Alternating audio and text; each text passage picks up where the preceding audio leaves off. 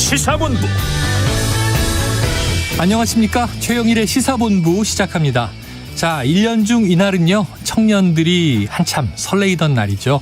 평소의 호감을 고백하는 날이다. 그래서 초콜릿을 주고받고 그랬습니다. 자, 이게 또 언제부턴가는요, 이게 확실한 역사적 유래나 국적이 없는 날이다. 이게 상술이고 특정 제품의 마케팅이다. 또 이런 비판이 있었습니다. 하지만 이게 어떻든 자리 잡은 관습은 또 계속 굴러가더라고요. 자, 지난주 저희 인터넷 뉴스에서 요즘 이 장미꽃 한 송이가 큼지막한 것은 한 2만 원 한다. 이런 소식에 제가 깜짝 놀랐었습니다. 그런데 아니나 다를까 이 초콜릿 가격도 꽤 올랐다는 소식입니다. 지난해 대비 한 10에서 20% 정도 올랐고요. 이 수입 초콜릿은 100g에 10,000원이 넘는다고 하네요. 자, 이 꽃과 초콜릿만 주나요? 또 밥 한 끼 먹으면서 데이트하려면 외식비, 특히 레스토랑은 대목에 더 비싸집니다. 이 청년들 데이트하기도 힘든 날, 이 돈이 부담이 되는 날, 이 지혜가 필요합니다.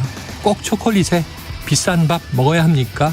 든든하고 실한 밥 한 끼, 또 손편지, 좀 감동을 일으킬 방법을 창의적으로 찾아봤으면 좋겠습니다. 자, 그런데요, 이 명품샵은 줄을 선다. 오히려 공급자가 소비자에게 갑질을 한다. 자, 이런 현상은 또 소수, 특수층에게 나타나는 걸 텐데 마치 다른 나라의 이야기 같습니다. 자, 경제는 심리라고 하죠. 경제와 마음의 관계를 생각해 봅니다. 최영일의 시사본부 출발합니다.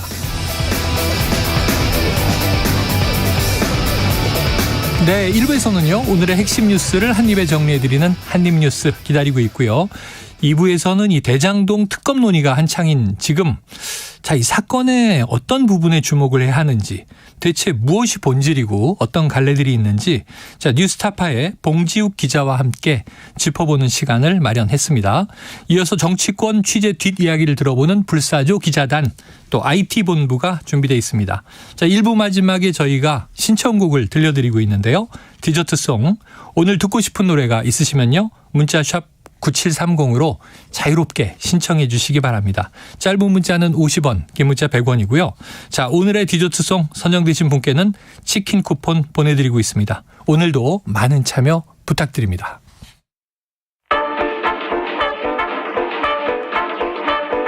최영일의 시사본부 한입뉴스. 네, 한입뉴스 박정호 오마이뉴스 기자, 임경빈 시사평론가와 입을 열어보겠습니다. 두 분 어서 오세요. 안녕하십니까. 자, 어제 민주당의 박홍근 원내대표가 교섭단체 대표 연설을 했죠. 오늘은 이제 여당 국민의힘의 주호영 원내대표가 연설에 나섰는데요. 박 기자님, 오늘 또 주요 내용 한번 정리해 주시죠. 네, 주호영 원내대표는 의회 민주주의의 붕괴, 그리고 거기에 따른 정치 개혁의 필요성, 이런 것들을 강조했는데요. 네. 구체적으로 보면 민주당이 지금 다수 의석을 차지하자마자 합의제 핵심 요소들 대부분을 무력화했다. 의회 민주주의를 형해화했다라고 주장을 했고, 민주당이 자제와 관용은커녕 왜곡과 경강부회로 법치주의를 형해화하는 폭거를 반복하고 있다. 그러면서 예로 든 게 이른바 검수안박법 처리, 이건데요. 양양자 의원을 내치고 민영배 의원을 위장탈당시킨 다음에 법사위로 보낸 사건, 이거는 겉모습 수밖에 남지 않은 민주당의 민낯을 드러냈다라고 지적을 했고요. 또 하나는 이재명 대표 관련된 얘기를 했는데요. 이 대표가 여러 가지 부정부패 혐의를 받고 있는 거, 그러니까 민주당뿐만 아니라 국회 전체의 위신을 크게 떨어뜨리고 있다. 자신의 온갖 의혹에 대한 정당한 수사를 이재명 대표가 정치 탄압이라고 우기고 있다, 이렇게도 직격을 했습니다. 그러면서 이제 문재인 정권 5년 전체를 돌아보면서 내로남불의 역사였다, 이렇게 주장하면서 민주주의와도 공정과도 거리가 멀었고 이 조국 일가를 맹목적으로 옹호하는 이 친문 세력의 형태, 그런 더욱 놀라운 모습을 봤다, 이렇게 비판을 했습니다. 그러면서 이 대통령 중심제 양당 구도를 가진 한국 정치, 상대당이 무너지면 집권이 가능해지기 때문에 끊임없이 상대당을 공격할 수밖에 없는 이 정치 환경, 이런 상황인데 결국 지금의 권력 구도, 정당 구도 하에서는 우리가 국가적 도전과 그 긴박성에 대해 진심으로 걱정한다면 지금보다는 더 잘할 수 있다. 그래서 이번 기회에 이런 정치 개혁을 통해서 정치 환경을 바꿔야 된다. 이런 주장을 펼쳤습니다. 네, 뭐 어제 야당도 그렇고 오늘 여당도 그렇고 협치에 대한 가능성은 매우 희박해 보이고요. 네. 상대에 대한 비판이 나왔는데 지금 쭉 나열해 주신 얘기들이 주로 지난해에 나왔어야 할 정권 교체 초기에 그렇습니다. 벌써 2023년이 됐는데 또 이 해묵은 의제가 너무 오래 간다 싶기도 해요. 정치 개혁을 해야 된다라는 이제 구호는 있는데 네. 어떤 식으로 하면 좋겠다라는 구체적인 어떤 대안들. 그림이 예. 잘 보이지는 않아서 조금 좀 모호하다라는 느낌이 좀 있었고요. 그리고 이제 이 부분이 저는 좀 눈에 띄었는데 우리 정치가 여전히 사류임을 부정하기 어렵다라고 이야기를 했는데 스스로 굉장히 오래된 얘기입니다. 네. 이게 이제 고 이건희 전 삼성그룹 네, 네. 회장이 90년대에 했던 얘기거든요. 네. 95년쯤에 이제 베이징에 갔을 때 했던 얘기인데 그때 뭐 우리 정치는 사류고 관료와 행정 조직은 삼류고 기업은 이류다. 뭐 이런 평가를 했던 건데 물론 이제 삼성그룹의 그때 당시에 뭐 지배구조라든지 기업 운영 행태를 보면 이류라고 할 수 있나 싶은 생각이 들긴 하지만 그 얘기를 30년 지난 작금에 와가지고 다시 이제 꺼내는 게 이제 시기적으로 맞느냐 하는 좀 의문이 네, 좀 남습니다. 어쨌든 여기에 대해서 지금 민주당은 특히 이제 박홍건 원내대표가 이렇게 좀 지적을 했는데요. 주 원내대표가 민주당을 비판하고 공격하는데 연설 시간을 많이 쓰다 보니까 네. 뭐 민생 대책이나 비전을 제시하는 데에는 부족함이 있었다. 이렇게 이제 평가를 했습니다. 근데 뭐 어제 저희가 이제 박홍건 원내대표의 교섭단체 대표 연설을 들었지만 네네. 대부분 이제 특검과 관련된 얘기들, 예, 맞아요. 김건희 여사 비판과 관련된 얘기들이어서 뭐 도찐 개찐이 아니었나라는 생각이 좀 네네. 뭐 들긴 하는데요. 민생은 후순위로 빠졌다. 그렇습니다. 뭐 여야 이게 거대 양당의 원내대표들이 둘 다 민생보다는 정쟁에 조금 초점을 맞춘 교섭단체 대표 연설이 된 거 아니냐. 뭐 이렇게 좀 평가할 수 있을 것 같고 이재명 대표한테도 이제 기자들이 많이 좀 질문을 했는데 조 원내대표 연설 어떻게 들었냐? 답변을 하지 않고 자리를 떠난 걸로 네, 되어 있습니다. 알겠습니다. 자, 독인 객인이다. 독인 객인, 네. 예, 이런 평가가 지금 나왔네요. 참 안타깝습니다. 아니 정치인이 스스로 우리 정치는 사류다 이렇게 얘기하면 본인도 책임이 큰 거잖아요. 집권 여당의 지도부잖아요. 본인 사선 국회의원이어가지고 그렇죠. 예, 오래 지금 몸담고 있기 때문에 중진 정치인들이 그렇습니다. 사류를 만든 게 국민은 아니지 않는가 이런 생각을 이제 해보게 됩니다. 자, 다음 이슈로 넘어가 보겠습니다. 요즘에 좀 이게 뜨거워졌습니다. 도이치모터스 주가 조작 사건 관련해서 자, 지난주에 뭐 권오수 전 회장 등 이 관련자들에게 1심 선고가 내려졌는데요. 그 판결문 내용이 어제 구체적으로 공개가 됐습니다. 네. 그런데 재판부에서는 김건희 여사 명의 계좌 3개가 시세 조종에 이용됐다. 자, 이런 내용이 적시가 된 건가요?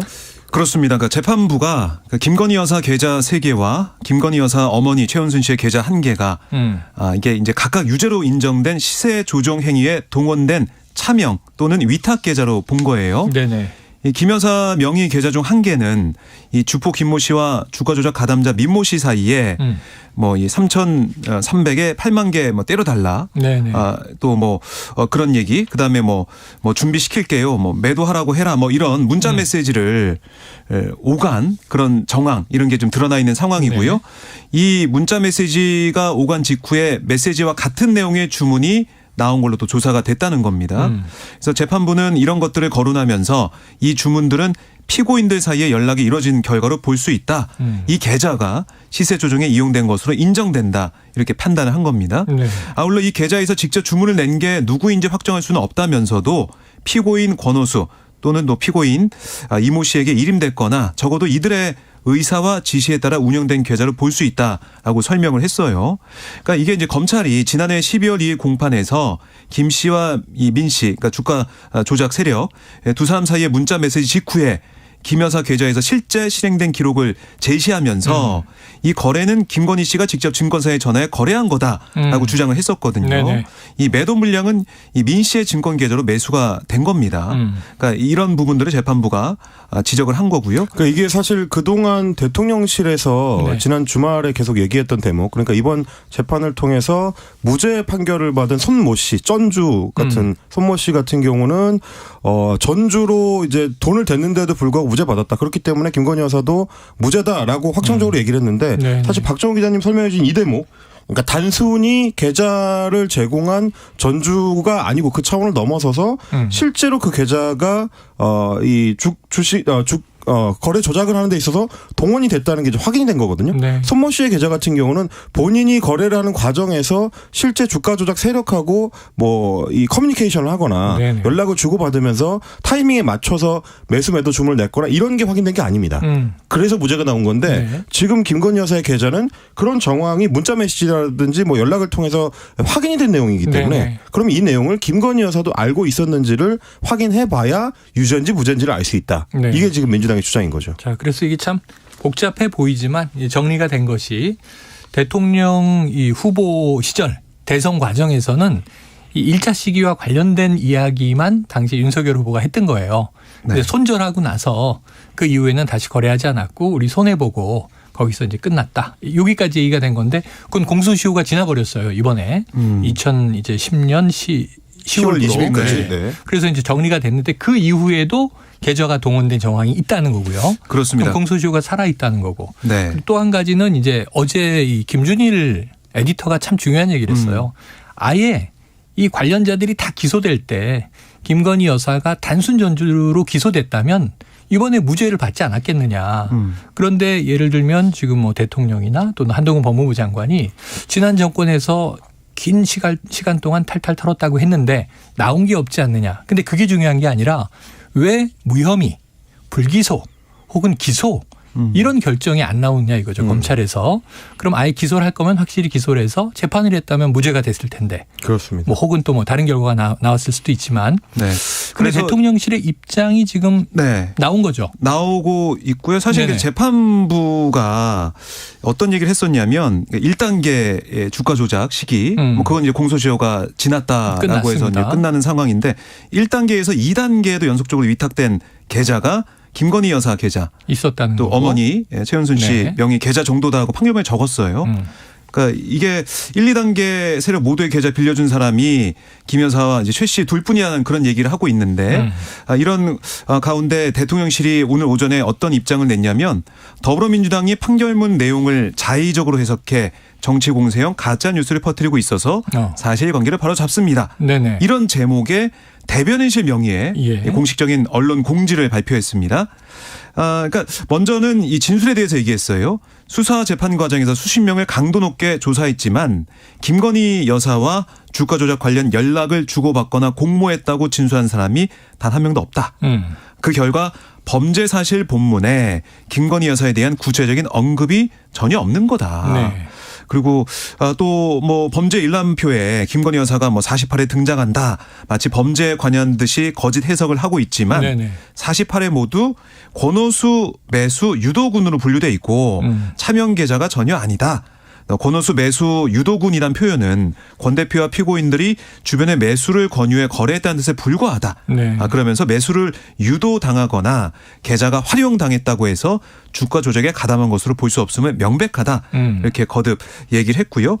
그리고 이게 판결문상 주가 조작 기간이 2010년 10월부터 2012년 12월까지 2년이 넘는데 네. 2010년 11월 3일, 4일, 9일 이 매수 외에 김 여사가 범죄 연령표에 등장하지 않은 거 이게 피고인들과 매매 유형이 전혀 달랐다는 뜻이 아니냐. 오히려 무고함을 밝혀주는 중요 자료다. 이렇게도 주장을 했습니다. 네. 그러면서 계속 이제 하는 얘기는 주가 조작군 A씨에게 속아서 1인 매매했다가 계좌를 회수했고 그 후 수년간 도이치모터 주식을 간헐적으로 매매한 것은 사실이지만 주가 조작에 관여한 적은 없다. 그런 입장이 뭐 기본적으로 깔린 그런 상황이고요. 네. 그래서 이런 게 판결문 내용과 이런 기존 해명이 충돌하지 않는다. 이렇게도 거듭 강조를 했습니다. 자, 그 민주당 일단 입장은 어떤 거예요? 민주당에서는 왜 그 해명을 대통령실이 하느냐가 1차적인 거고요. 왜 대통령실이 해명을 그 하느냐? 해명을 사법부 판결에 대해서. 공식적으로 대변인실에서 하느냐 이제 이런 얘기죠. 네네. 왜냐하면 뭐 엄밀하게 따지면 대통령 배우자는 이제 법적 지위가 있는 공적 인물이 아니기 때문에 네네. 엄밀히 따지면 그래서 대통령실이 이제 대변인들을 동원해서 직접 해명에 나서는 것이 이제 순서가 맞느냐? 왜냐하면 지금 같은 경우는 청와대 때하고는 용산 시대가 좀 달라졌기 때문에 부속실이 별도로 없거든요. 이 부속실이 있다면 모르겠으나. 그렇습니다. 그러니까 영부인에 대한 이제 공식적인 의전 기관이 따로 없기 때문에 네네. 뭐 그런 부분을 좀 고려해야 된다라는 게 이제 민주당의 지적이고 또 하나는 지금 대통령실에서 얘기하는 게 그러니까 이런 얘기입니다. 주가 조작군 A 씨 그러니까 2010년 10월 20일까지 1차 조작을 이제 담당했던 주포 네. A씨한테 속아서 그 당시에 1인 매매, 그러니까 아예 계좌를 맡겨가지고 매매를 하라고 했다가 나중에 수익이 안 나서 계좌를 회수했고 그 후 수년간에 걸쳐서 도이치모터스 주식을 간헐적으로 매매한 것은 사실이나 네. 주가 조작에 관여한 적은 없다. 이렇게 지금 해명을 했습니다. 근데 그게 아까 박정훈 기자가 설명해 주셨던 소위 말하는 이제 8만 개 때려달라 하셈 네네. 문자 메시지와는 상충하는 거예요. 그 당시에 이제 주가 조작 주포였던 김모 씨가 문자 메시지를 보내면서 때려달라고 하셈 준비시킬게요 하니까 매도하라고 하셈 이렇게 주문을 계속 내는데 네. 한 7초 뒤에 실제로 매수 매도가 이루어졌다. 민 씨가 샀고. 그렇습니다. 그게 이제 재판 과정에서 드러났거든요. 그러니까 아주 공교롭게 우연히 이런 문자 메시지가 작전 세력 사이에 오갈 때 중간에 그냥 김건희 여사가 우연히 끼어 들어가서 그냥 그 거래가 이루어진 건지 모르고. 그렇습니다. 하필이면 주식의 개수까지도 똑같이 그게 맞춰서 가격, 우연히 이루어진 건지 개수, 시간.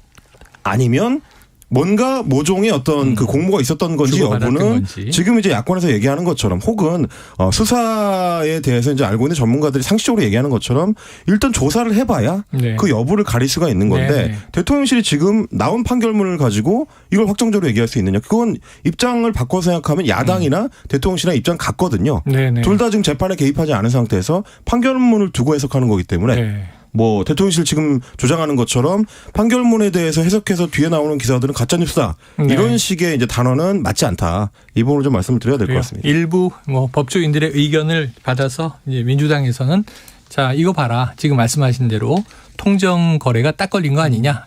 그럼 이제 가담한 거 아니냐라고 이제 주장을 하는 거고 대통령실은 이제 그것을 지금 가짜 뉴스다.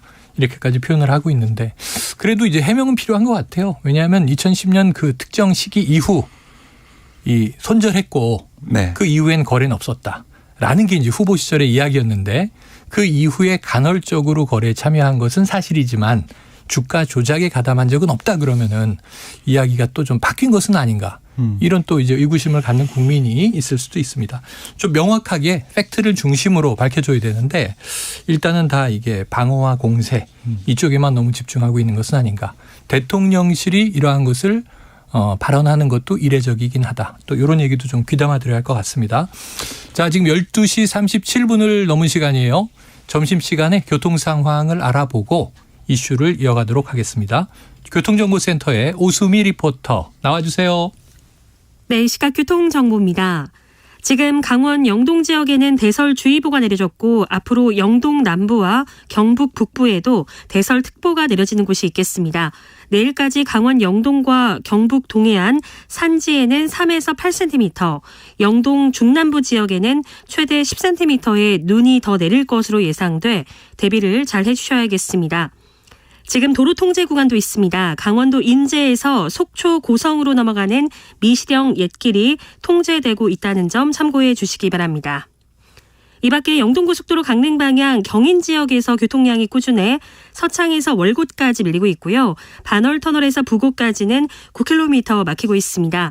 제2경인고속도로 성남 방향 하객분기점에서 서창까지와 광명에서 일직분기점까지 속도를 줄이고 있습니다.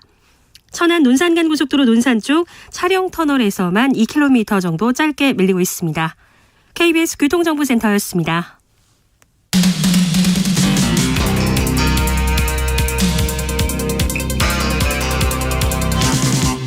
최영일의 시사본부. 네, 다음 이슈로 이어가 봅니다. 어제 오후 2시에 이 제주에서 국민의힘 전당대회를 향한 합동연설회가 이제 처음 시작이 됐죠. 이게 저희 막 그 시사본부가 끝난 시간이어서 그 내용을 전해드리지 못했는데 오늘 한번 좀 이거 쭉 요약해 보도록 하겠습니다. 자, 당권 주자들의 첫 연설 어땠습니까, 박 기자님? 네, 이게 사실은 그동안 코로나 때문에 네. 사실 이런 분위기가 뜨거운 그런 현장이 없었는데 네. 어제는 뭐 당원들이 많이 참석해가지고 네네. 지지하는 후보들 연호하면서 분위기를 달구는 그런 상황이었고요. 연설을 좀 보면 김기현 후보는 이 당 지도의 불협화음 이걸 좀 우려하는 모습을 보였습니다. 네네. 특히 이준석 전 당대표 시절을 겨냥한 걸로 보이는데요. 이번에 뽑는 당대표가 또 이런 불협화음을 일으키면 되겠느냐라고 지적을 하면서 네. 대통령과 자꾸 어긋난 길로 가고 당정 분리라고 하면서 당 지도부가 대통령을 견제해야 된다고 하면 우리가 왜 여당을 하느냐. 대통령과 공조와 협력을 해야 하는 부부 관계이지 별과는 관계가 아니다. 이렇게 강조했습니다. 아하. 사실 뭐 당정 화합을 강조했지만 사실상 안철수 후보를 겨냥한 게 아니냐 네네. 이런 풀이가 좀 나오고 있고요. 그리고 안철수 후보 같은 경우는 안철수만이 내년 총선에서 압승할 수 있다. 총선 승리의 도구로 써달라라고 얘기하면서 국민의힘 당적 보유 기간이 짧다. 이런 지적이 나오고 있는 네. 그런 얘기를 겨냥한 듯한 얘기도 했는데요. 후보 단일화 통해서 0.73%포인트 기적의 승리로 정권교체 이루는데 기여했다. 이제 저는 건강한 보수주의자로 국민의힘에 완전히 뿌리를 내렸다. 이렇게 방어를 했습니다. 네. 김기현 후보를 겨냥해서 줏대 없이 이리저리 끌려다니는 당대표. 힘 빌려서 줄 세우기 시키고 혼자 힘으로 설 수 없는 당대표. 이렇게 김기현 후보를 지칭하면서 당대표 후보가 대통령 탄핵을 언급하는 정신상태라면 결국 총선에서 이길 수 없다. 이렇게 목소리를 높였습니다. 그러니까 황교안 후보는 좌파 우파가 뒤섞여 있는 가짜 보수가 우리 안에 함께 있으면 뭘 할 수 있겠느냐. 정통 자유민주주의 정당 만들겠다 이렇게 얘기했고요. 천하람 후보는 국민의 삶을 책임진다는 게 바로 보수정당이 국민들께 사랑받아온 핵심 가치다. 국민들이 비참한 선택을 하지 않도록 되게 하는 게 천하람의 정치고 국민의힘의 정치가 돼야 된다. 이렇게 강조를 했습니다. 뭐 최고위원 후보들의 연설도 있었는데 네. 사실 뭐 친윤 비윤 후보 간 공방 성격의 발언이 예. 오가는 상황이었어요. 몇 개만 소개시켜드리자면 친윤으로 꼽히는 장해찬 청년 최고위원 후보 당 지도부가 자기 정치한다고 윤 대통령 흔들고 당원권 정지된 전직 대표만 졸졸 따라다니고 윤석열 정부가 일 못하게 막으면 뭐하냐. 당정 분리는 정치를 모르는 철부지대 말장난이다. 이렇게 얘기를 했고 조수진 최고위원 후보는 거대 야당 윤 대통령 끌어내리겠다고 밖에서 장애투쟁 벌이고 있는데 우리 내부에서 내부 총질 나오게 된다면 그거는 해당 행위다. 이렇게 강조를 했습니다. 반면에 비윤 김용태 최고위원 후보는 이 이전 대표 시절 비대위 전환을 위해 최고위원직을 사퇴한 조수진 후보 등이 지금 나와 있잖아요. 네네. 그걸 겨냥하면서 당시 권력과 야합에 사퇴한 일부 최고위원들이 다시 출마했다는 사실 어떤 명분을 들어도 상식적으로 이해할 수 없다. 이분들이 최고위원이 되면 자신의 공천이 여의치 않을 때 또다시 직을 버리고 이 지도체제 전복을 시도할 수 있다. 네. 이런 주장을 펼치기도 했습니다. 그래요. 참 이게 일단은 뭐 당대표 4명만 봐도 요즘에 오가는 그 색깔론이 아니고 참 사인사색 네. 본인들의 입장이 또렷하다 이런 생각이 드는데 자 그런데 이제 이게 김기현 후보가 얼핏 네. 탄핵이라는 단어를 언급을 해서 시끌시끌하지 않았습니까? 근데 얼핏이라기보다는 이제 굉장히 강하게 언급을 했다가. 네. 근데 어제 네. 당원 주자들 간에 이게 신경전이 계속 이어진 것 같아요. 그렇습니다. 근데 이제 어제는 저희가 이 시간에도 이제 소개를 해드렸습니다만은 네네. 굉장히 거세게 맞붙은 이후에 김기현 후보 측에서 이제 살짝 좀 물러나는 듯한 네네. 모양새입니다. 안철수 후보 같은 경우는 이제 제주 합동연설회가 끝난 뒤에도 기자들 앞에서 이 김 후보의 이제 대통령 탄핵 발언에 대해서 이제 굉장히 좀 강하게 비판을 했습니다. 네. 뭐 장제원 의원이 나서서 이제 김 후보의 탄핵 발언을 옹호한 걸 두고 한마디로 궤변이다. 또 이렇게 지적을 네네네. 했고요. 김 후보가 예비 경선 득표 1위를 했다라고 이제 언론을 인용해서 발언했던 것, 그걸 문제 삼으면서 그 말이 정말 문제가 많은 거다. 증거를 내야 되는데 증거를 내면 선거법 위반이고 증거가 없다면 허위사실 유포 아니냐. 어허. 좀 이렇게 이제 신경전을 이어가는 모습이었고요. 네. 김기현 후보 같은 경우는 안철수 후보가 계속 이제 탄핵 발언을 문제 삼는 걸 두고 언론에 김기현이 1등이고 2등과 격차가 크다는 보도가 나오니까 마음이 다급해서 그러는 것이다. 네네. 이렇게 이제 깎아내리는 모습이었습니다. 근데 어제 뭐 말씀드렸던 대로 장제원 의원이 직접 나서서 탄핵 발언에 대한 일종의 이제 그 소화를 이제 진화를 시도를 하고요. 네. 다른 그 친윤계 의원들은 일제히 당정 분리 원칙을 재검토해야 된다라는 초점을 좀 달리하는 발언 쪽으로 많이 이야기를 했습니다. 네네. 조금 전에 이제 소개해 주신 것처럼 이제 조수진 최고위원 후보 같은 경우도 당정 일치가 이제 확실하게 돼야지만 당이 잘 정부를 보필할 수 있다. 이제 이런 식의 이제 발언을 했고요. 장제원 의원도 어제 당정이 하나가 되고 같은 목소리를 내는 게 굉장히 중요하다. 당정이 분리돼서 충돌하면 정권에 큰 부담이 된다. 이런 얘기를 했고 노무현 정부 때나 뭐 이런 사례들을 좀 들기도 했습니다. 그리고 어제 뭐 최고위원 후보로 나섰던 사람들 중에서도 이제 비슷한 얘기를 하는 경우들이 많았고요. 친윤계로 꼽히는 박수영 의원 같은 경우도 본인의 페이스북을 통해서 네네. 당정 일치가 굉장히 중요하다. 이 발언을 이제 연속적으로 내놓고 있는데 결국은 윤석열 대통령과 얼마나 코드를 잘 맞출 수 있는 지도부가 들어서는 게 중요하다라는 부분을 이제 강조하는 쪽으로 전략의 초점을 좀 바꾸고 있는 걸로 좀 보입니다. 아유, 지금 하시는 말씀 들으면서 한 40여 년 한국 정치를 봐온 입장에선 막 좀 본질적인 고민이 되는 게 네.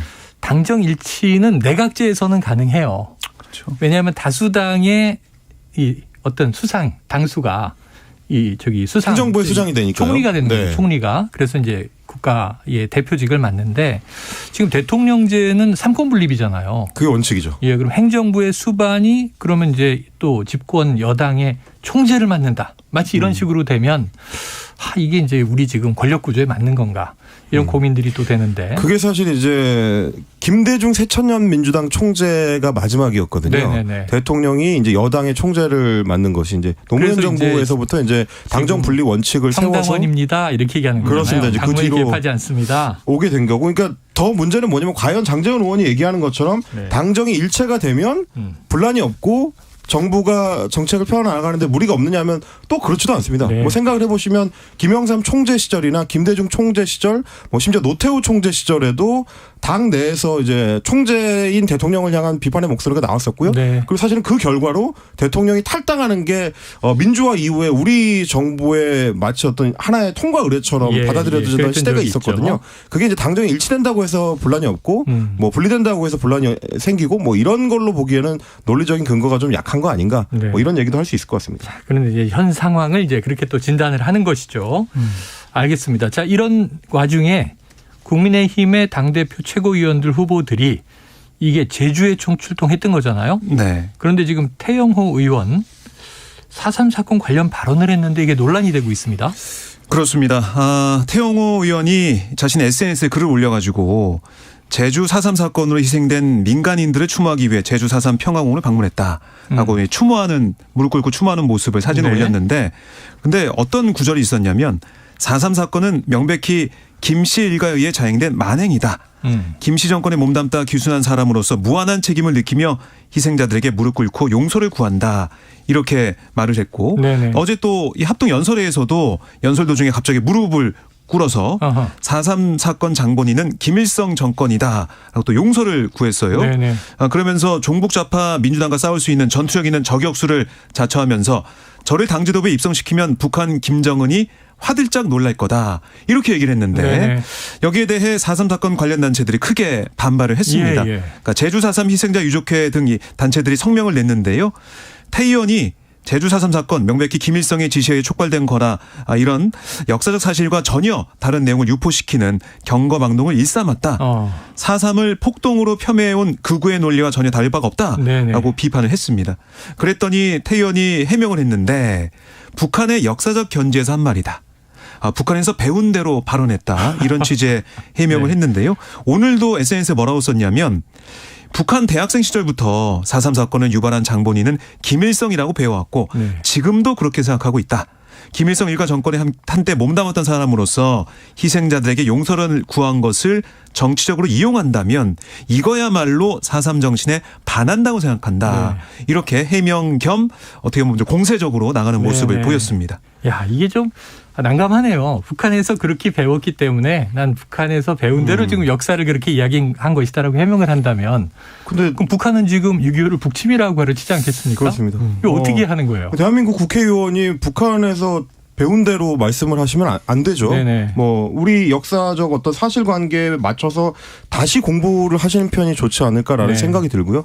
물론 이제 4.3 사건의 배경에는 당시 이제 제주 남로당이 있는 거는 맞습니다만 네네. 거기에 이제 김일성의 직접 지시가 작동했다거나 이런 식의 논지는 사실 5.18 광주 민주화 운동에 대해서 뭐 북한군 침투설을 유포시키는 것과 사실상 준하는 그런 식의 이제 역사 왜곡이 될 네. 수도 있습니다. 네. 그 부분은 조금 주의를 하실 필요가 있을 것 같고 특히 뭐 제주 같은 경우는 그 당시에 우리 행정력이 제대로 미치지 못하던 문제라든지 네. 당시 뭐 서북청년단을 비롯해서 이제 이 강압적인 어떤 포갑 그리고 통치 이런 것들이 이제 제주 내부에서 일으켰었던 네네. 문제들이 다 얽혀 있는 거기 때문에 복합적인 사건을 김일성을 수령으로 하는 북한 체제와 단순 연결시키는 거는 좀 무리가 있다. 네. 그리고 1948년이라는 시대적 배경은 우리가 생각하는 것보다 훨씬 불안정하고 복잡한 시절이었기 그렇죠. 때문에 네. 지금의 남북 대결 구도 안에서 그걸 해설하려고 하면 안 된다. 네. 이 부분을 좀 말씀을 드리고 싶습니다. 그래요. 참 복잡한 역사입니다. 잘 정리해서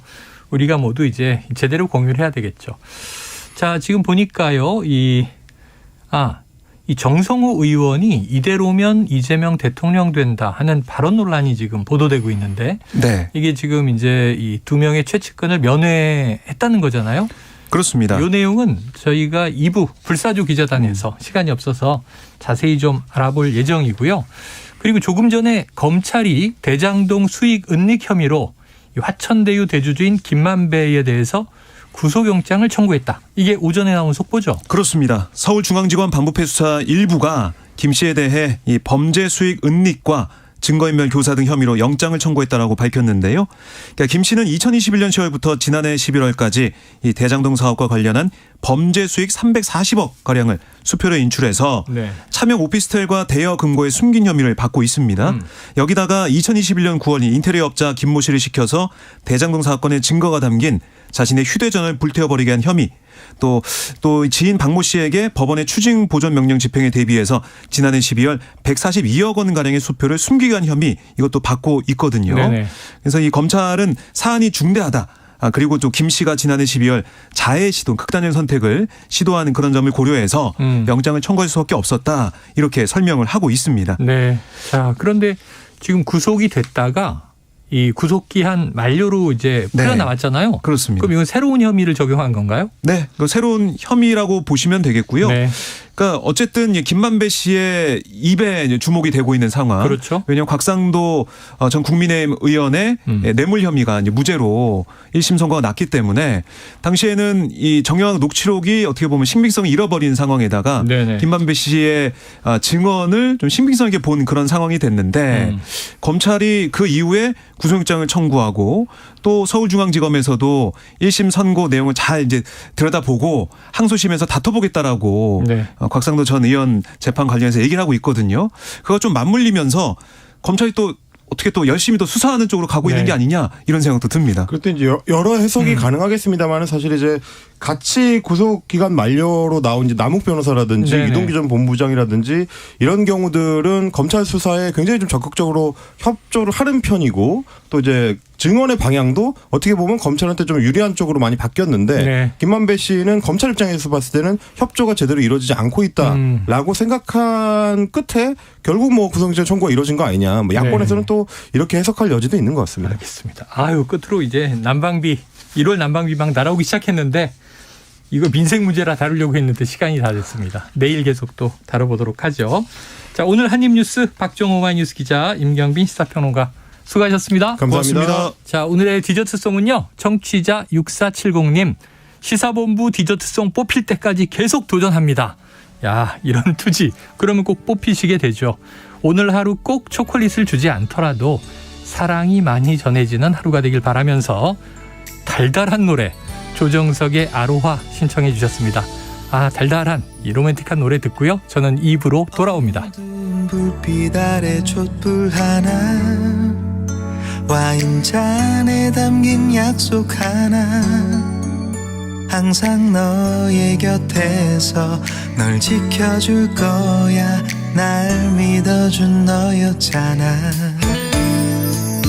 나 바라는 건 오직 하나 영원한 행복을 꿈꾸지만 화려하지 않아도 꿈 같진 않아도 너만 있어주면 돼 걱정 마 언제나 이 순간을 잊지 않을게 내 품에 안긴 너의 미소가 영원히 빛을 잃어가지 않게 Cause your love is so sweet You are my everything 첫날 밤에 단 꿈에 젖어 하는 말이 아냐 난 변하지 않아 오직 너만 바라볼 거야 Oh, you're light of my life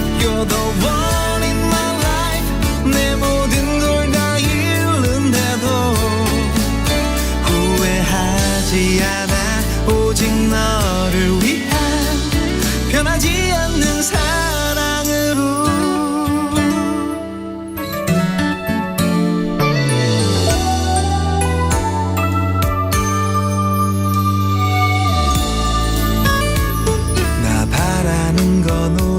않아.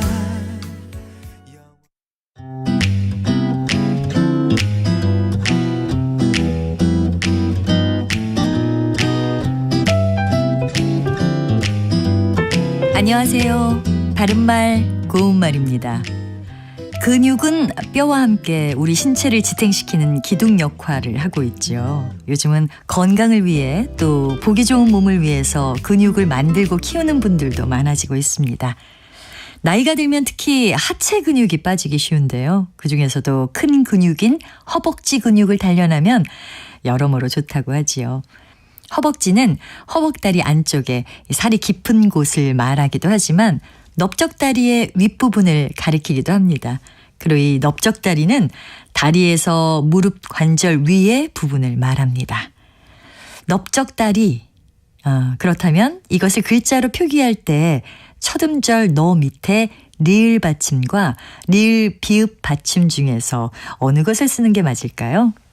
이 경우에는 리을 비읍 받침을 쓰는 것이 맞습니다. 넓적다리로 발음되는 것에서 그 이유를 찾아볼 수가 있는데요. 겹받침 중에서 뒤에 자음이 발음되면 어간의 형태를 밝혀서 적도록 돼 있기 때문입니다. 넓적다리의 경우 리을 비읍 받침 중에서 뒤에 자음인 비읍으로 발음이 되니까요. 리을 비읍 받침을 그대로 적는 겁니다.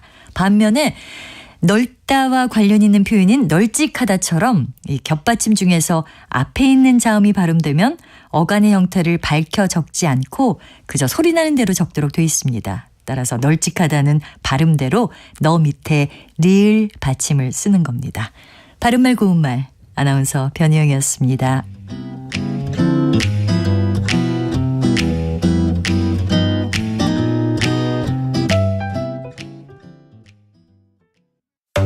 상대 얘기 중에서도 맞는 얘기가 있잖아요. 그러면 예, 거기까지 동감이 이루어졌으니까 그럼 또 요 다음 가시죠. 무슨 정반합 이렇게 가야 되거든요. 이기고 지는 걸 떠나서 좋은 결론을 도출해내셨으면 좋겠어요. 선 넘지 않는 그런 토론. 별로 의미는 없을 것 같아도 그래도 그런 자리가 자꾸 있어야 뭐가 변화가 있을 것 같아요. 그렇게 하다가 보면 뭐라도 뭐 하나 얻어 걸리는 게 있겠지요.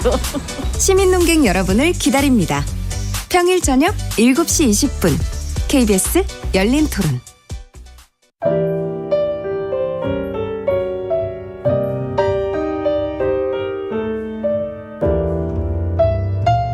내일의 품격, 김성환의 시사야에서 챙겨가세요. 하루를 마무리하는 시간 꺼내보는 당신의 지식 창고. KBS 1라디오 김성환의 시사야. 평일 밤 10시 5분 여러분을 찾아갑니다.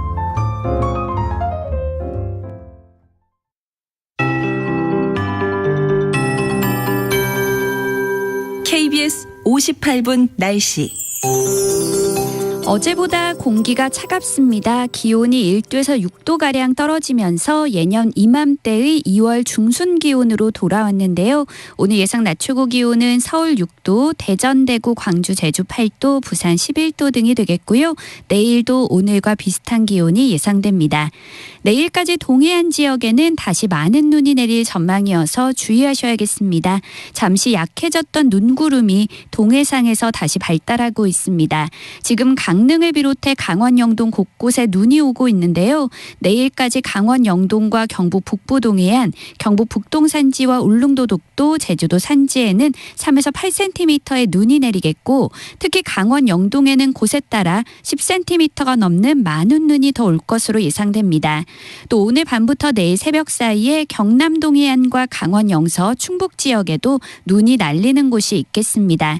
그 밖에 전국은 오늘과 내일 가끔 구름만 많이 끼겠고요. 미세먼지 농도는 대부분 보통 단계에 머물겠습니다. 오늘 동해안과 제주도에는 바람이 강하게 불면서 순간풍속 시속 55km 안팎의 돌풍이 예상되고요. 또 강원 동해안과 경상도 해안에서는 당분간 높은 너울성 파도를 주의하셔야겠습니다. 현재 서울의 기온은 5.1도입니다. 송소진입니다.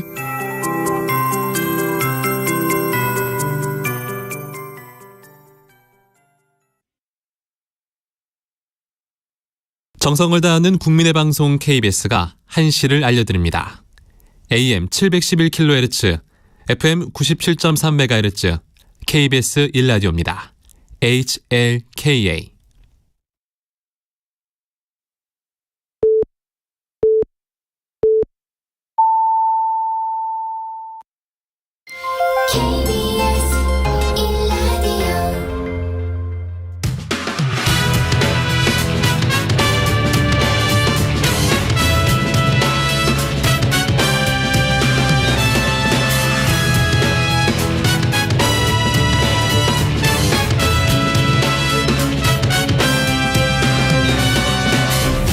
KBS 1라디오 최영일의 시사본부.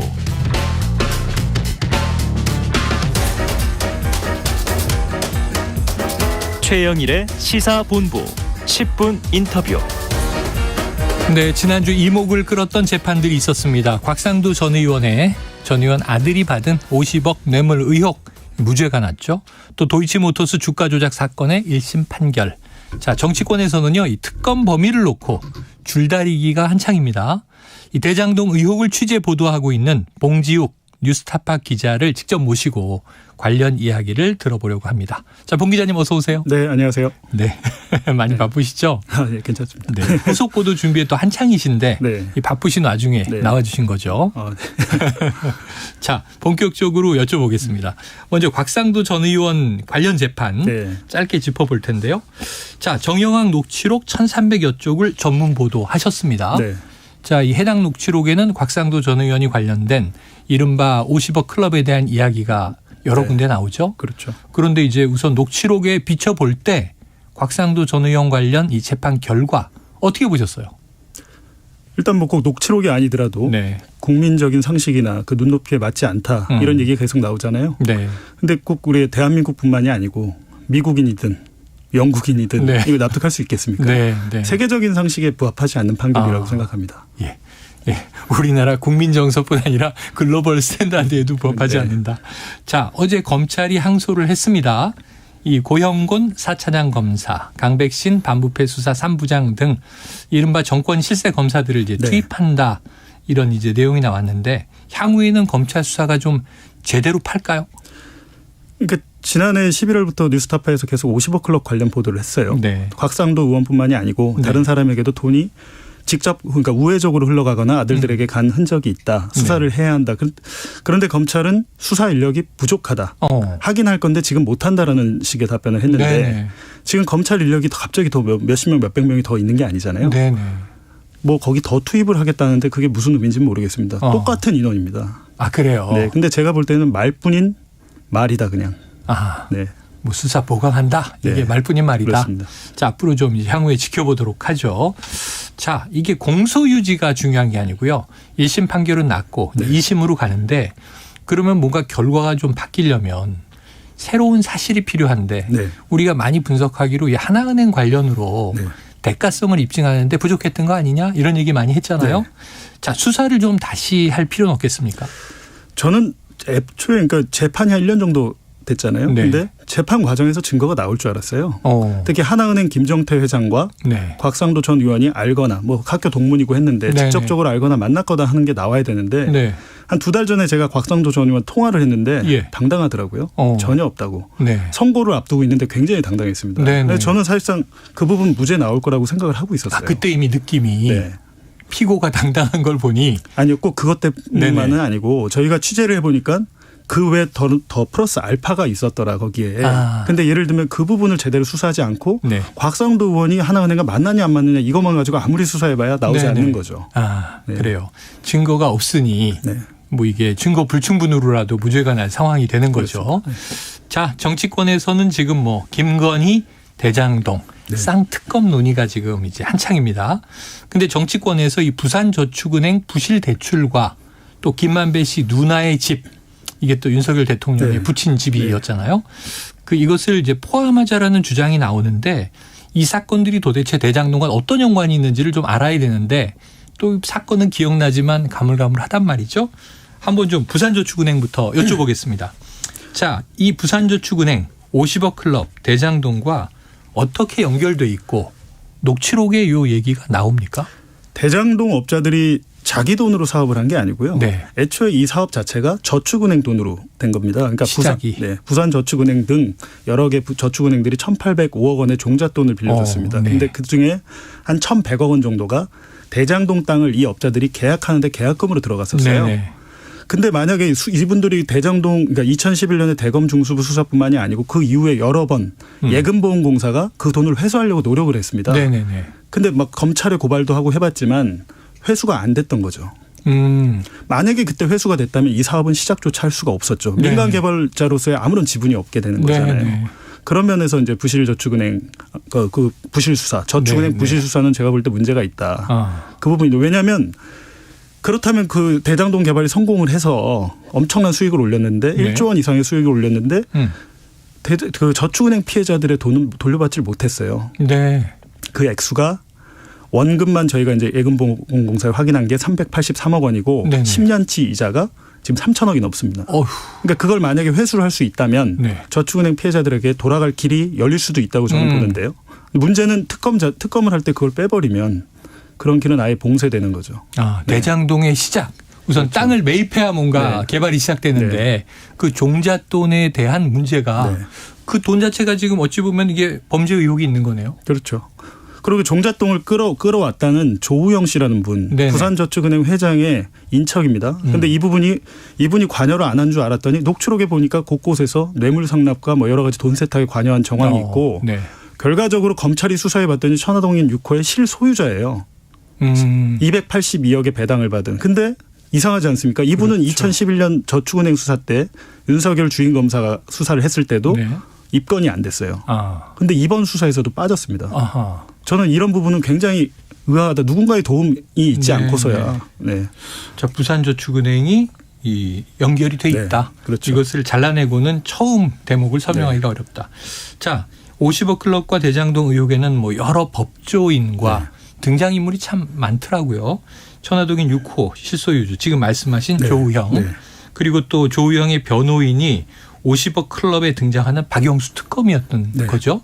그리고 이제 박영수 특검을 소개해 준 사람이 김만배. 그렇죠. 그럼 다 연결이 돼 있고 그 외에도 지금 여러 법조인들 뭐 전직 검찰총장, 전직 대법관 여러 이름들이 망라돼 있는데 자 그러면은 이 녹취에 보면은 사건이 없어졌다 이런 얘기도 있고요. 검찰이 우리 힘의 근원이다 이런 이야기도 있고요. 자, 그러면 이 시발점이 부산저축은행 사건이고 여기서부터 관련자들이 연루됐다. 이렇게 추정하십니까? 추정이 아니라 그건 녹취록에 어느 정도 나오는 내용이고요. 예, 추정이 아니고 거의 확실하다. 그렇죠. 왜냐하면 저희 뉴스타파에서 또 김만배 씨의 육성을 따로 공개하기도 했고요. 거기서 스스로 말을 하고 있지 않습니까? 그리고 제가 조우영을 2021년에 9월에 수사가 시작되기 전에 만나서 한 2시간가량 인터뷰를 했습니다. 그때 당시에도 그렇게 얘기를 해요. 묻질 않더라. 그리고 그 당시에 조우영 밑에 있던 다른 직원 인터뷰도 했는데 어마어마하게 떨었다는 거예요. 올게 왔구나. 왜냐하면 올게 왔구나. 거액을 대출을 받아서 돈을 엄청 뺏은 거예요. 그러니까 1,805억 원을 받아서 땅에는 한 1,000억 원가량밖에 안 들어간 거는 수백억을 사실상 갖다 쓴 거죠. 그런 것들이 이제 만약에 불법 대출이고 부실 대출이다라는 게 걸리면 상당한 그 형사적으로 처벌을 받지 않습니까? 그리고 제가 이제 강조하고 싶은 게 윤석열 대통령은 그 대선 당시에 이거 뭐 일반 대출이었고 PF 대출 아니었다 뭐 이런 식으로 발언을 토론에서 했지 않습니까? 근데 그 문제가 아니고요. 저희가 취재를 해보니까 부산저축은행이 아예 이 사업장을 접수했던 차명 사업장이었더라고요. 그래요? 그러니까 당연히 그때 당시 윤 대통령 후보 때 말씀하신 거는 부산저축은행이 차명으로 운영한 사업장만 그 했다. 원래 은행은 도시개발 사업하면 안 되거든요. 그 법을 피해서 그렇게 한 것만 조사했다라고 했는데 대장동 역시도 그냥 일반 그 차명 사업장이 아니고 규모로서 봤을 때도 거의 첫 번째, 두 번째 굉장히 큰 사업장이었다는 거죠. 이야, 여러 가지 저희가 잘 몰랐던 얘기들을 지금 해주고 계십니다. 자, 부산저축은행 파산 그리고 부실 수사 이거 굉장히 중요한 문제다. SNS에 또 글을 올리셨어요. 봉 기자님이. 녹취록에서 알 수 있듯이 부산저축은행 자금은 사실상 종잣돈 시드머니였다. 이건 명확한 거죠. 제가 이제 또 말씀드리고 싶은 건 2011년뿐만이 아니고 말씀드렸지만 예금보험공사는 어쨌든 땅에 묻혀있던 예금을 뽑아오려고 경매를 붙이면 되지 않습니까? 돈을 다시 회수하려고 했어요. 근데 그거를 안 하니까 고발도 하고 했는데 아까 말씀드렸듯이 녹취록이 이렇게 나오는 거죠. 그 부분입니다. 바로 무슨 사건인지는 자세히 나오지 않지만 저희가 취재를 해보니까 수사관이 갔더니 검사장님이 전화를 하셨더라고요. 하고 또 밝히지 않은 내용, 거기 드러나지 않은 내용 중에는 아예 수사관이 수사를 받는 내용과 서류를 다 코치를 해줘요. 자, 이거 빼고 저거 빼고 이렇게 하면 됩니다. 그리고 예보 그 사람 제가 혼내줄게요. 어이구. 고발한 사람을 혼내주겠다. 그러니까요. 이게 무슨 황당한 경우예요. 그러니까 그때 만약에 이게 제대로 수사를 받아서 저축은행 그 돈을 다 예금을 회수를 했다면 이분들은 거기 아무런 지분이 없는 거죠. 이게 불법이든 합법이든 이 저축은행 그렇죠. 돈이 네. 여기에 들어가서 개발이 시작된 거면 네. 그 돈의 출처가 명확하면 뭐 이제 돈이 없으면 못 줄 수 있죠. 네. 근데 지금 돈을 엄청나게 벌었다는 거잖아요. 그렇죠. 그럼 그 돈은 회수됨이 마땅한 거 아닌가요? 근데 이제 하나 문제는 이분도 이 남욱이 이제 이 대장동 사업의 대표를 맡게 되는데 그 전에 그 이강길 씨란 분이 대표였는데 그분이 연대보증을 다 상태로 네, 네. 대표를 넘겼지만 연대보증을 안 넘긴 거예요. 예. 근데 그런 게 가능한 것도 역시 방증이죠. 부산저축은행이 사실상 네. 여기 주인이었구나. 그래서 인척인 조우영을 갖다가 사실상 박아놓은 거죠. 회수할 네. 생각이 없었다. 네. 참여자였다. 그렇게 봅니다. 예, 그렇게 보신다. 자, 부산저축은행 부실 수사 문제. 이것도 관련자에 대한 수사가 필요할 것 같다는 지금 말씀으로 네. 느낌이 드는데 자, 대선 당시 윤 대통령 이름도 거론됐잖아요. 네. 예를 들면 지금 몸통이 이재명이다 할 때 민주당은 몸통이 윤석열이다. 이렇게 대선 과정에서 싸웠잖아요. 수사 제대로 될 수 있을까요? 지금까지 이제 1년 6개월간 수사를 했는데 갑자기 이제 전 정권 문재인 정권 때의 수사팀과 이번 정권의 수사팀은 알고 보니까 이재명 측 지분이 있고 이재명 측 몫이 있더라. 네네. 배당에 대해서. 그렇게 되면 사실은 검찰은 검찰이 갑자기 막 정권 따라 바뀌는 게 아니잖아요. 그 사람이 그 검사들은 딱 한정적인 거 아닙니까? 네네네. 근데 그렇게 되면 전임 검찰에 그럼 부실 수사했어? 봐준 거 아니야? 네. 감찰을 해야죠. 그렇게 되면. 감찰해야죠. 똑같은 자료와 똑같은 증거로 수사를 했는데 네. 다른 결론을 내고 있는데 사실상 지금 명확한 물증은 또 나오지 않고 있지 않습니까? 네네. 여러 가지 특히 제가 항상 그 우려하는 것들은 받아쓰기 보도가 너무 많은 거예요.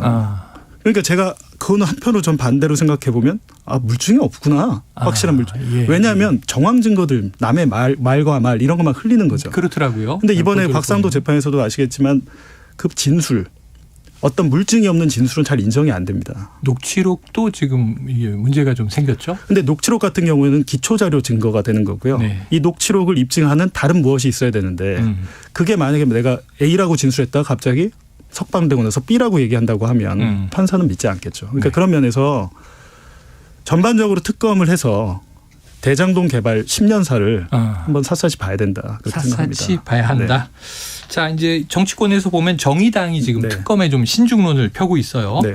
정의당의 특검 신중론 이런 건 어떻게 보십니까? 취재하는 기자로선. 일단 오늘 뭐 또 들어오기 전에도 뉴스를 봤는데 정의당이 주장하는 것 중에 이제 뭐 50억 클럽이나 여러 고위 법조인들 중에 양당 그 민주당과 국민의힘에 관계된 분들이 있기 때문에 자기들이 특검을 추천하겠다. 저는 그 부분은 일면 이해가 갑니다. 네네네.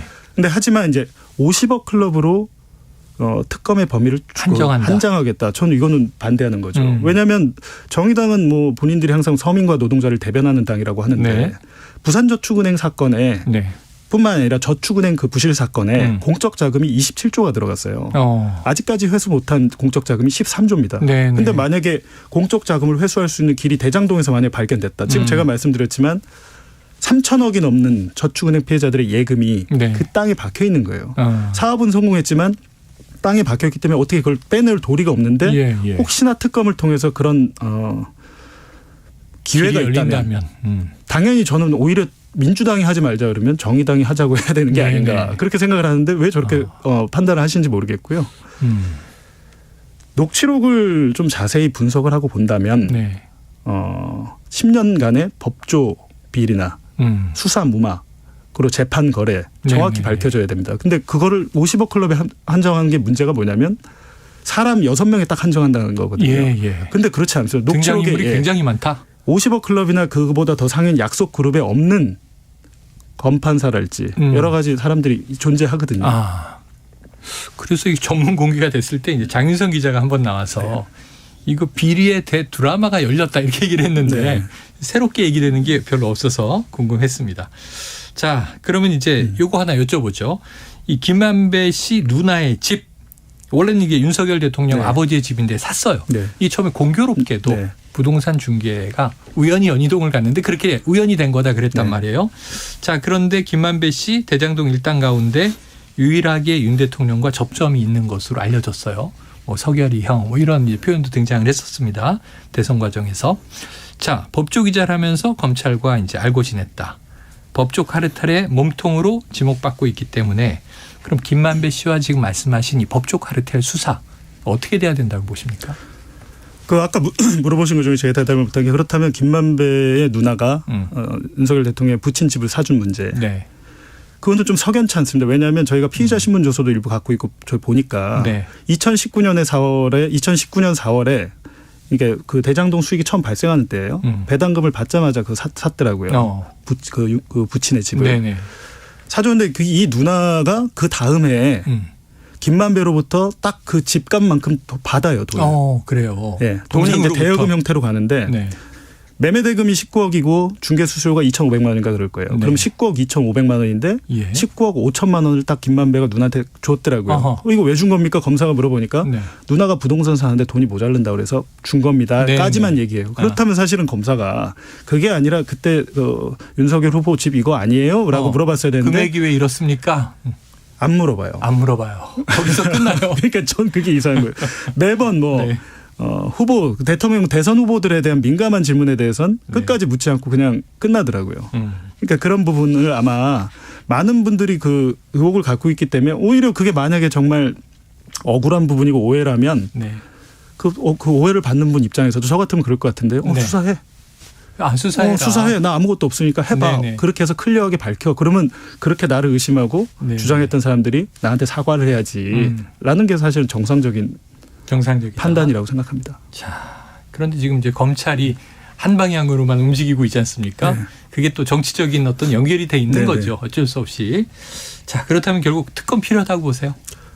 말씀드렸지만 이제 특검이 지금 뭐 2개의 특검을 하냐 하나의 특검을 하냐 그건데 우연찮게도 저희는 계속 수사가 좀 작년부터 그러니까 윤석열 정권 들어와서 검찰 그 대장동 수사팀이 대폭 바뀌었어요. 근데 정진상에 대한 압수수색 영장이나 구속영장들을 분석하고 마지막에 공소장까지 비교해 봤을 때 달라지는 내용들도 있어요. 예를 들면 뭐 선거자금 이재명의 재선자금 선거자금을 4억 원을 받았다가 돼 있는데 공소장에는 4억 원을 지우고 수억 원으로 바꾼 거예요. 그런 경우 같은 경우는 남욱이 누구한테 이게 분양업자로부터 4억 원을 받아서 전달했다 이렇게 돼야 되는데 4억이 안 간 거죠. 그 선거 시점까지. 그럼 돈이 모자르잖아요. 좀 급하게 쫓기고 있다는 느낌이 있었어요. 그런 아주 작은 부분들은 특히 뇌물 같은 경우는 장소나 시기, 방법 이게 일치하지 않으면 법원에서 잘 인정을 하지 않거든요. 왜냐하면 명확한 증거가 없잖아요.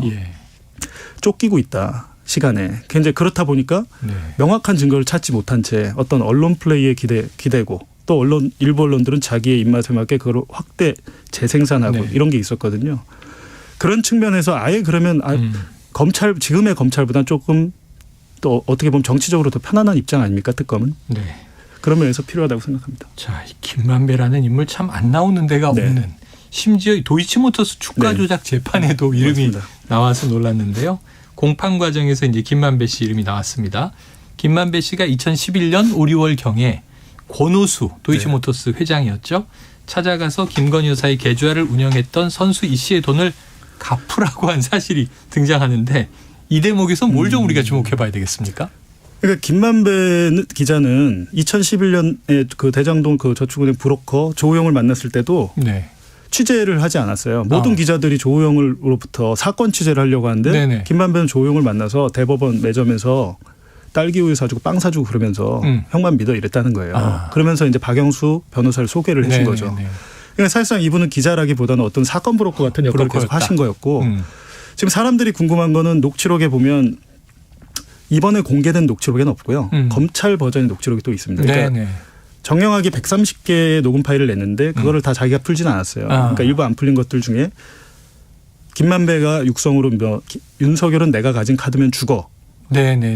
라는 보도가 있었고 보도된 적은 그게 있었죠. 있었는데 그럼 그게 도이치모터스 관련이냐 아니면 부친 집을 사준 것 때문이냐 이런 억측이나 해석이 있었잖아요.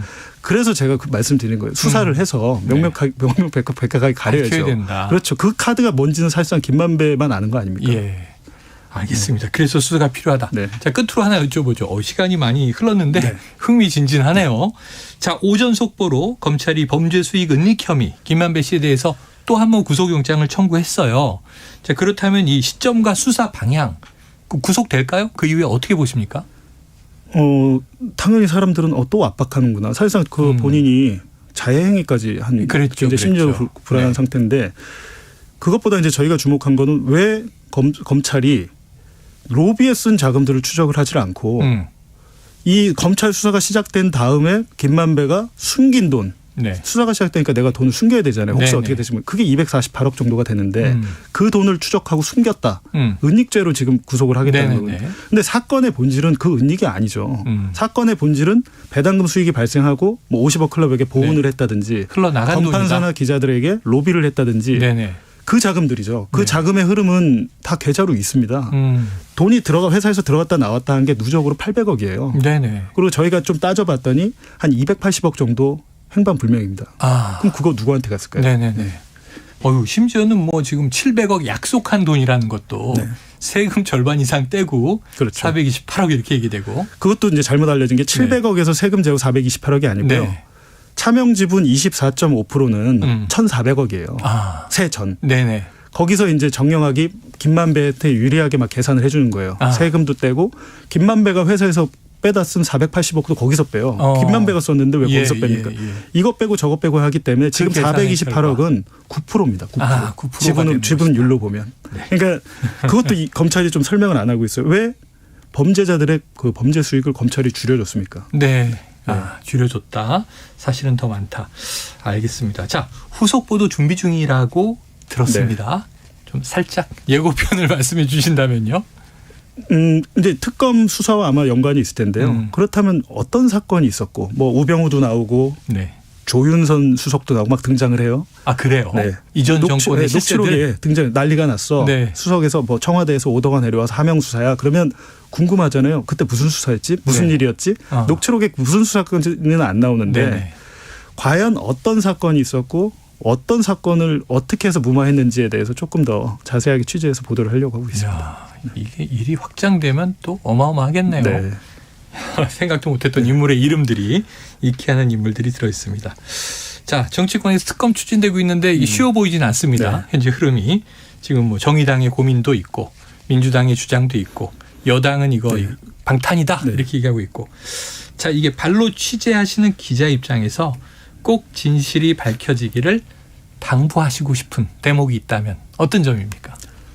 그러니까 대장동은 크게 두 가지 축이 있는 거죠. 하나는 정말 그 성남시를 비롯한 이재명 성남시장을 비롯한 그 측근들이 인허가의 편의를 봐주고 특혜를 줬냐라는 게 하나의 축이고 두 번째 축은 검찰과 언론계 인사들에게 정말 로비를 했고 어떤 뭐 수사를 무마시켰다거나 기사를 막았다거나 이 큰 두 가지 축이 있는데 지금의 검찰은 한쪽 방향에 거의 수사 인력을 모두 투입해서 수사를 했고 지금 아시겠지만 언론계 인사들 돈 받은 것 때문에 다 지금 뭐 각 회사들 한겨레 신문 등 난리가 났잖아요. 맞습니다. 대표이사까지 다 바뀌고 신발을 선물로 받고 난리가 났죠. 근데 그것뿐이겠습니까? 녹취록을 보면 그렇게 얘기하고 있지 않거든요. 훨씬 더 유력 인사들. 몇 명이 아니에요. 일상적으로 지역신문 그리고 중앙지들 다 관리를 해왔던 것이고 기사를 막았던 정황과 여러 가지 녹취록에 이미 나오거든요. 근데 그런 것들에 대해서도 제가 볼 땐 전방위로 수사를 해야 됩니다. 왜냐하면 언론계 입장에서는 이건 심각한 윤리적 문제라서 그런 것들을 포함해서 그러면 일반적으로 50억 클럽 말고 부장판사랑 평판사 뭐 평검사들은 그냥 넘어갈 겁니까? 아닙니다. 술값 대납 사실까지 지금 다 언론에 보도가 됐어요. 그래요. 네, 강남역 뒤에 뭐 룸사롱에서 뭐 어떤 유흥주점에서 그렇게 했다까지 나왔기 때문에 특검이 된다면 정말 성역 없이 그렇게 한번 해봐야 제가 볼 때는 이거는 한마디로 얘기하면 검언 유착, 법조 게이트다, 법조 비리다. 법조 게이트다. 네, 그렇게 봅니다. 왜냐하면 그게 더 커요. 한동훈 장관 지방 토착 비리라고 그러는데 그건 사건을 축소시키는 거죠. 오히려. 그럼요. 제가 말씀드렸듯이 두 개의 축이 있기 때문에 한 개의 축만 봐서는 사건의 그 본질에 다가갈 수 없다고 생각하고요. 특검으로 그런 것들이 낱낱이 밝혀졌으면 좋겠습니다. 그럼 지금 뭐 법조계, 언론계 떨고 있는 사람들이 많겠네요. 뭐 그렇지 않겠습니까? 확대되지 않기를 바라면서. 자, 진실이 진실로 드러나기를 기대해 봅니다. 자, 오늘 봉지욱 뉴스타파 기자였습니다. 오늘 말씀 고맙습니다. 고맙습니다.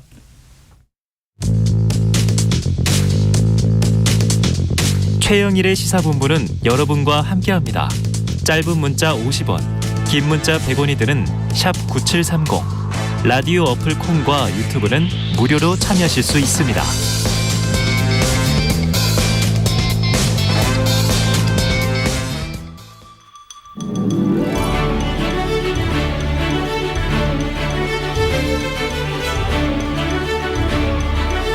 네, 기자들의 눈으로 정치권 소식을 들여다봅니다. 불사조 기자단 경향신문 박순봉 기자, 문화일보 이은지 기자 나오셨습니다. 어서 오세요. 안녕하세요. 참 궁금한 게 너무 많습니다. 먼저 국민의힘과 대통령실 쪽을 먼저 가보도록 하죠. 네.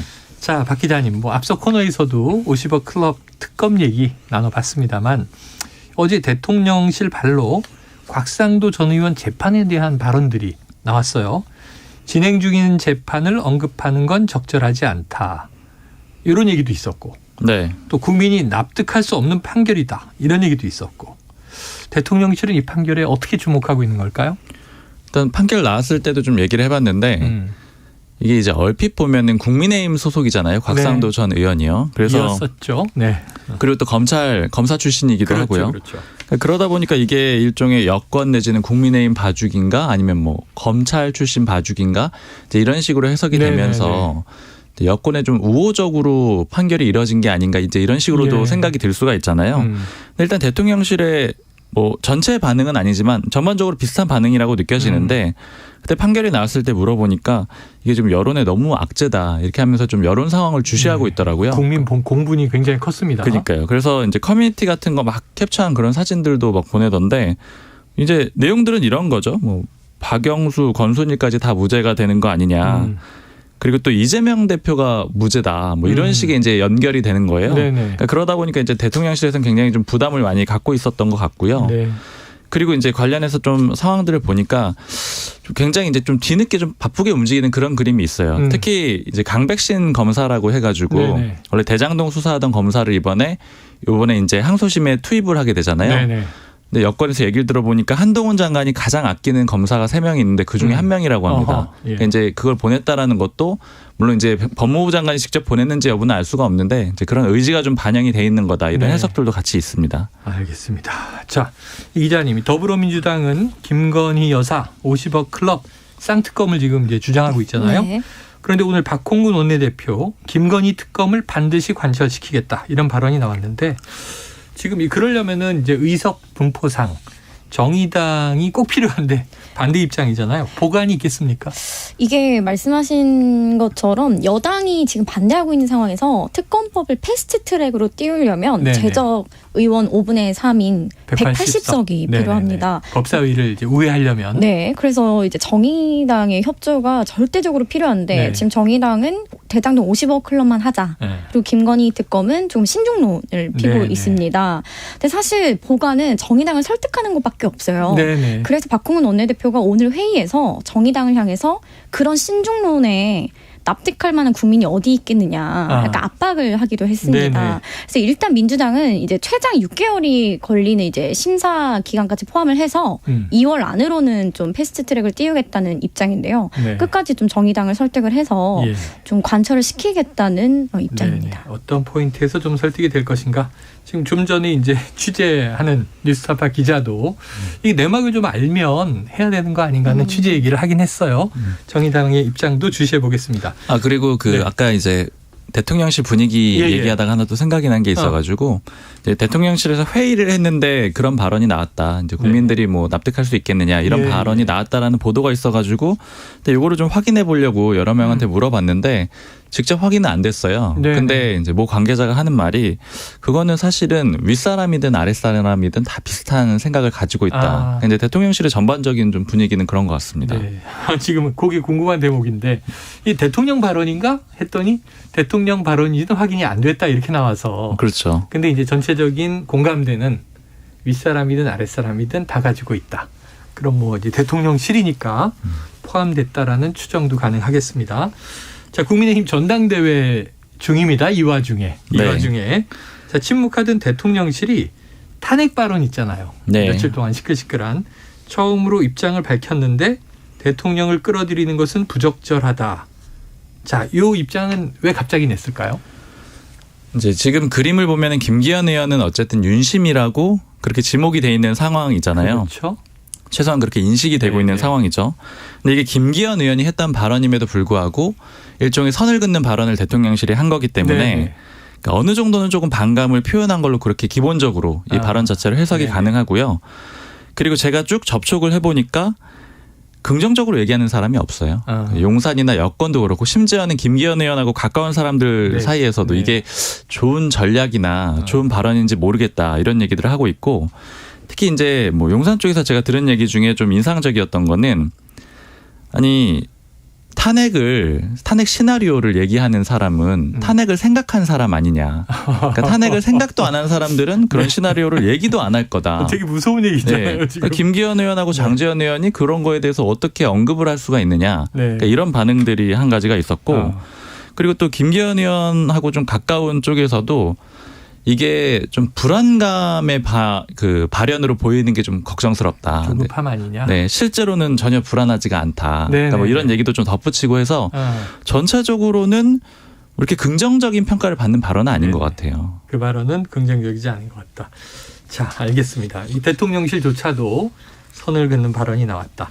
자, 대통령실 입장이 이렇게 나오자 이번 컷오프에서 김기현 후보에 대한 표심이 확인되지 않은 것 아니냐, 조금 이제 조급한 거 아니냐, 걱정스러운 거 아니냐 이런 분석이 나오거든요.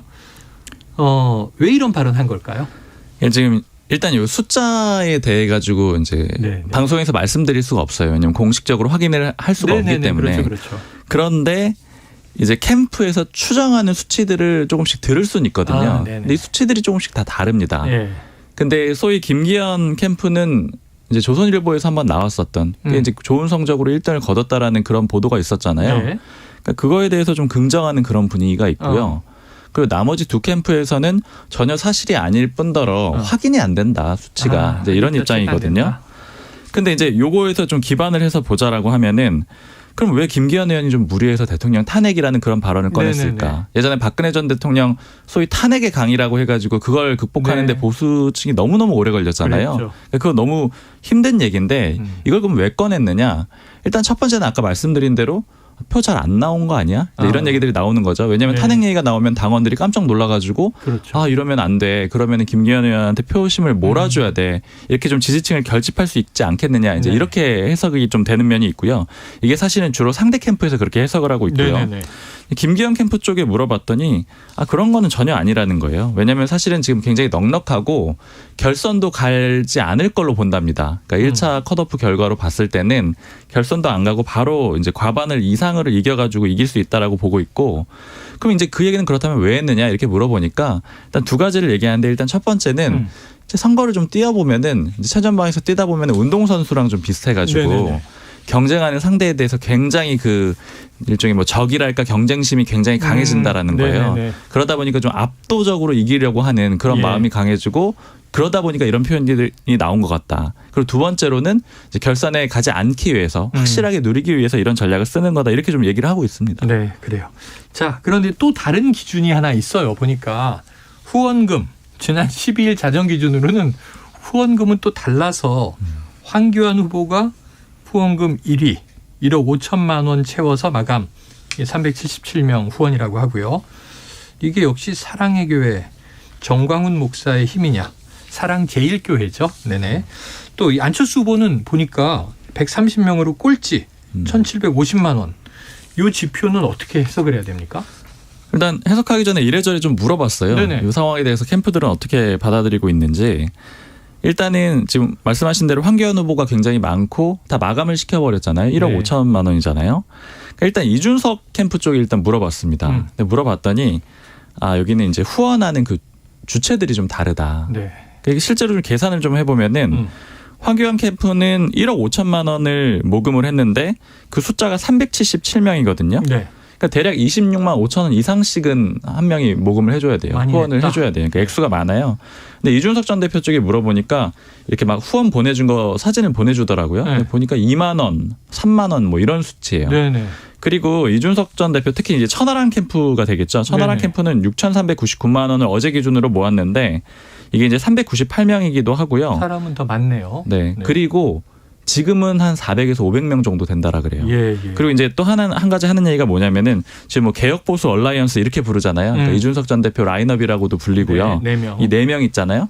4명을 좀 한 세트로 봐줘야 된다라는 거예요. 그러니까 4명이 같이 놓고 후원을 한다라는 겁니다. 사람들이. 그러니까 그렇게 보면은 지금 1억 5천만 원이 넘었대요. 오늘 기준으로 보면은 천하람 후보가 한 8천만 원. 그다음에 김용태 후보가 한 5천만 원, 허은하 후보가 3,4천만 원, 그리고 이기인 후보가 좀 뒤늦게 후원 계좌를 열었거든요. 네네. 한 1,000만 원 정도 좀 넘는 수준이고 네. 전체 합쳐보면 숫자도 1,000명이 좀 넘는다라고 합니다. 그러니까 이제 이렇게 보면은 자기들 지원해 주는 사람들이 많다. 뭐 이 얘기하고 그리고 돈도 그렇게 많이 필요하진 않대요. 왜냐하면 넷이 같이 다니잖아요. 그래서 4분의 1을 한답니다. 그러니까 일정 이동할 때 뭐 네. 차도 같이 타고 가게 되고 뭐 이런 식이잖아요. 네. 그리고 뭐 실제 돈 쓸 일이 많지 않대요. 네. 지금 뭐 응원도구도 비닐봉지 같은 거 쓰고 있고 그리고 이제 캠프에 같이 운영이 되잖아요. 일종의 네네. 공동 캠프잖아요. 그러니까 인력도 총 10명 정도 된다라고 하거든요.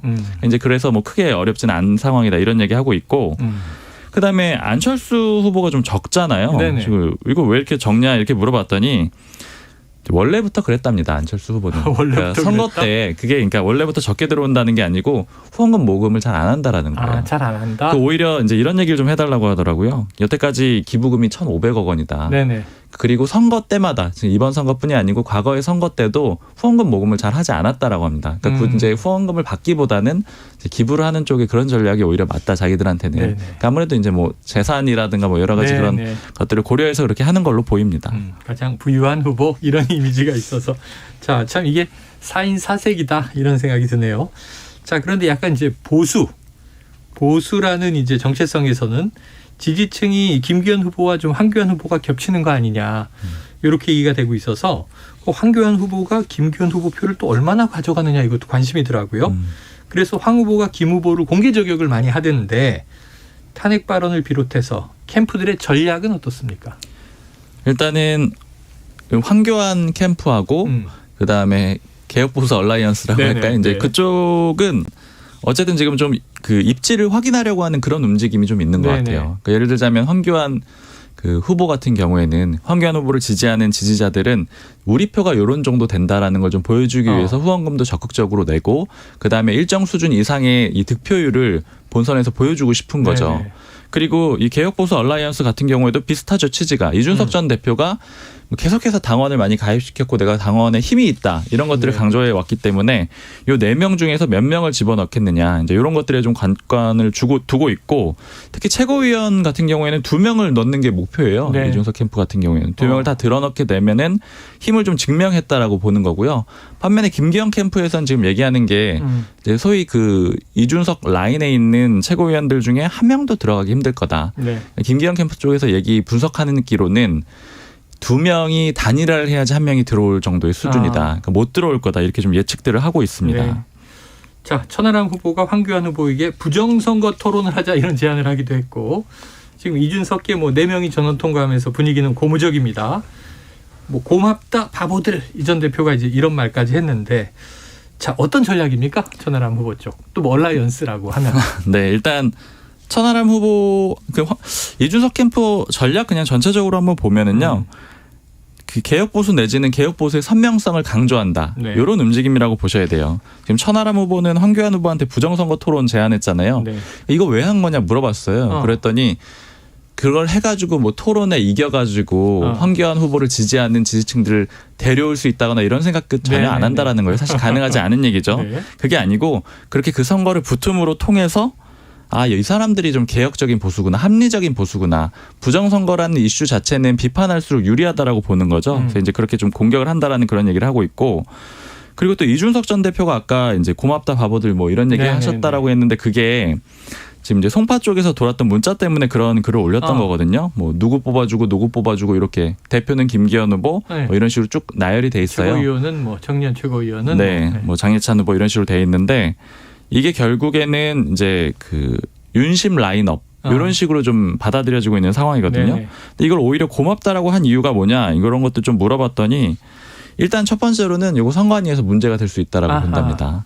그리고 두 번째로는 자기들하고 굉장히 대조되는 효과가 있대요. 그러니까 개혁 보수 얼라이언스는 서로 의지를 밝혀가지고 후보들이 뜻을 모아서 한 팀이 됐는데 저 라인업은 서로 같은 팀을 하겠다고 한 적도 없는 사람들인데 저렇게 찍어내린 거 아니냐. 즉 이렇게 되면은 당내에서 합리적이거나 혹은 진성당원이라고 평가되는 당원들이 아, 저 사람들은 좀 안 되겠다. 그래서 이제 반면교사로 삼아가지고 오히려 이제 반대쪽으로 지지를 하지 않겠느냐. 뭐 이런 식으로 좀 좋게 생각을 해서 오히려 고맙다. 이런 식으로 평가를 했다라고 합니다. 알겠습니다.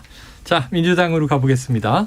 이재명 대표의 측근으로 꼽히는 정성호 의원이 자, 이 최측근이죠. 정진상 전 실장, 김영전 민주연구원 부원장 면회를 간 사실이 알려졌어요. 뭐 면회 갈 수 있는데 자, 이대로 가면 이재명이 대통령이 된다 이런 발언을 했다는 언론 보도가 터져 나오면서 이거 회유성 발언한 거 아니냐.